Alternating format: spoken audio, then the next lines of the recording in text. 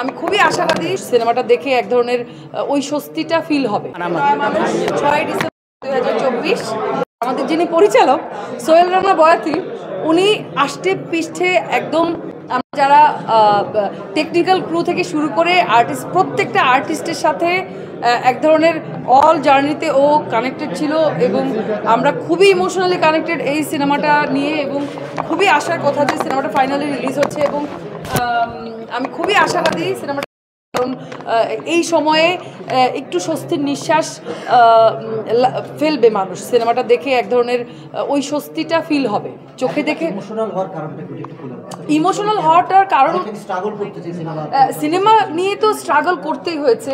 আমরা চিত্রাঙ্গের কবলে পড়েছি, মানে প্রাকৃতিক দুর্যোগের কবলে পড়েছি, আমরা সেটে ওই দুর্গম এলাকায় আমাদের শুটিং করতে যে মানে অনেক ঝামেলায় পড়েছি, অনেক মানে খুবই মানে শুটিংয়ের এনভায়রনমেন্ট এত ভয়াবহ। আমি আমার লাইফে আমার মনে হয় না যে নয়া মানুষ সে শুটিংয়ের এক্সপিরিয়েন্স আমার যেই পরিমাণে ভয়াবহ, আমার এই 13-14 বছরের ক্যারিয়ারে কোনো ছবি, কোনো নাটক, কোনো ভিজুয়াল প্রোডাকশন শুটিং করতে যে এত সাফার করতে হয়নি। কি সাফার করছি সাফার করেছি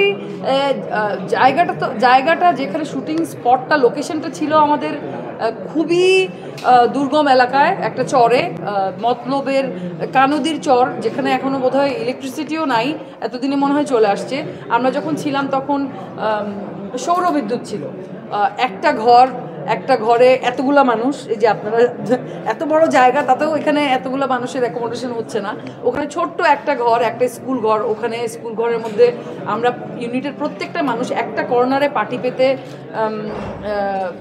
আর্টিস্টরা ওইখানেই ছোট্ট করে একটু পিঁড়ির উপরে একটু মেকআপের জিনিসপত্র রেখে আমরা রেডি হয়েছি। ওই জায়গাটা শাড়ি দিয়ে দড়ি দিয়ে ঘেরাও করা ছিল, একটা সাইডে লাইটের জিনিসপত্র রাখা, ক্যামেরার ইকুইপমেন্ট রাখা, প্রোডাকশনের জিনিসপত্র রাখা, চার জিনিসপত্র সব এক জায়গায়। এমন লোকেশনটা কেন চুজ করা? ওই লোকেশনটা চুজ করার কারণ হচ্ছে এইটা ওইরকম একটা লোকেশনের গল্প এবং আমরা না লোকেশন